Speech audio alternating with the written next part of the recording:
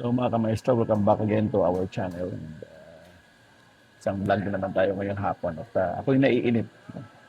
Nandito ako sa Shangri-La habang tinatapos ko aking deadline sa isang case analysis. Nag-coffee muna ako dito sa Boss Coffee. Kanina, nung nasa opisina ako ay nakareceive ako ng tanong sa isang kaibigan nating architect or colleagues natin, no, sa area ng Visayas. At may nagtatanong kasi sa kanyang kliyente. Although ito ay alam ko, may content ko na rin dati. Pero ulitin na natin dahil yung iba baka hindi nila nakita. May mga pagkakataon na ang architect or engineer na pumirma halimbawa as architect of record ay nag-abroad. And hindi naman siya halimbawa ang hinire doon sa time na pag-supervise ng work. So alam natin na pag kumuha ng building permit, ang pumipirma sa building application ay dalawa, di ba? Isang architect of record or engineer of record and isang in charge of construction. So hindi naman palaging the same, no? Na ang architect of record ay siya din ang architect or engineer in charge of construction. Kadalasan iba ang hinahire ng kliyente para doon. Ang nagiging problema kadalasan yung architect of record or either yung kanilang architect or engineer in charge of construction ay pumipirma doon sa form na tinatawag nating in charge of construction. Pero ang totoo, hindi naman minsan nina-hire na talagang mag-in charge of construction. Formality, diba? Dapat bawal yun eh. Kaya lang naging kalakaran sa atin sa Pilipinas na yung perma-perma ay nagiging formality. And then, hindi na talaga hina-hire para mag-supervise ng construction work. So ngayon, itong pumirma, pumunta na ng abroad. Siguro walang masyadong opportunity sa Pilipinas, nag-abroad. And it so happen na mag-a-apply na yung owner ng kanyang certificate of occupancy. So of course, pagka nag-apply ng certificate of occupancy, ay may tinatawag tayong certificate of completion. At ang certificate of completion na yun ay dapat pipirmahan kung sino yung mga nakapirma doon sa building permit form nung nag-apply ng building permit.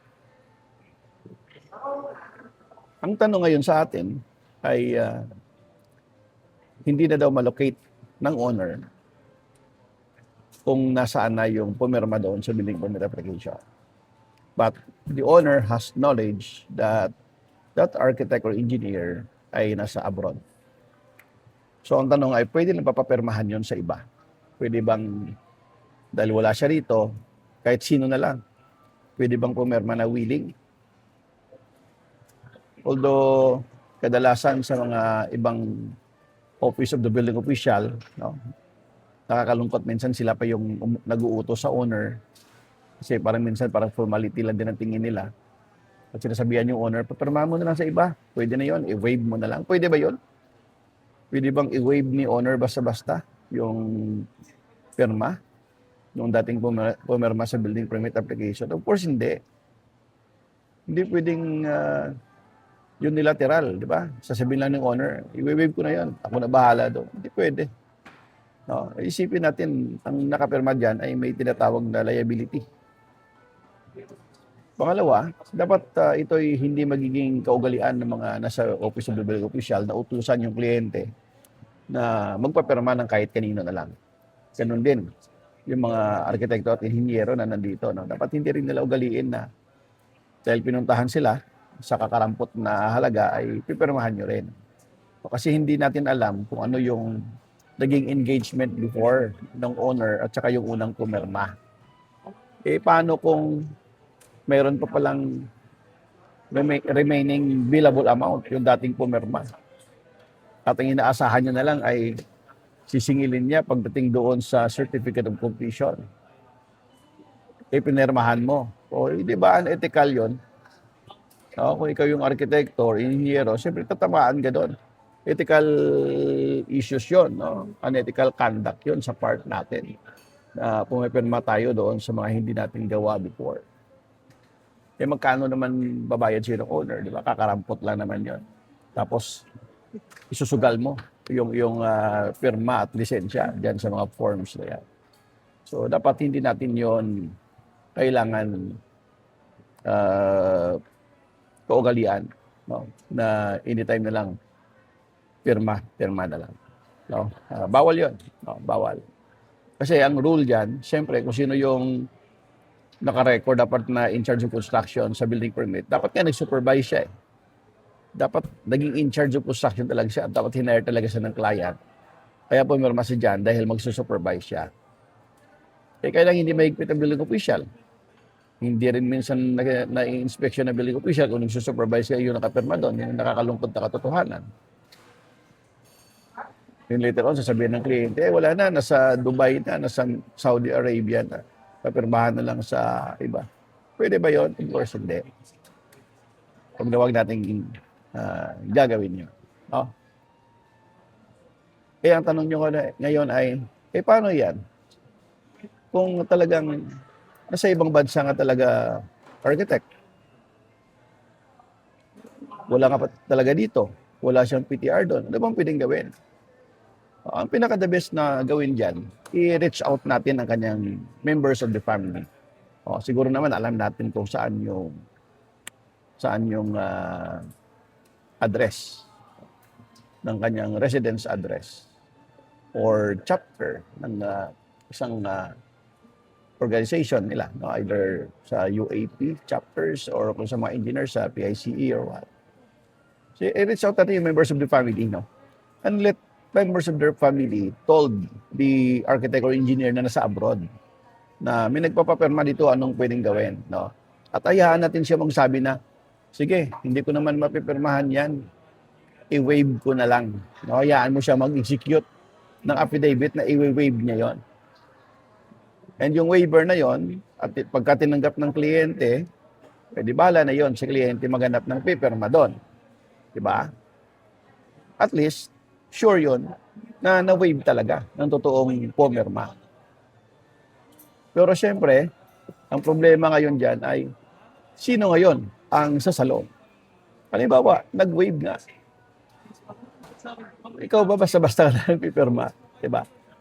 So, mas mahirap yun sa part natin kasi guruin mo yung pipirmahan mo, lalo na sa mga engineers. No? Mas mahirap yung pipirmahan mo na hindi mo alam ang nilalaman ng mga poste, di ba? Nakakonkreto na. Unless, of course, you have to take due diligence also, no?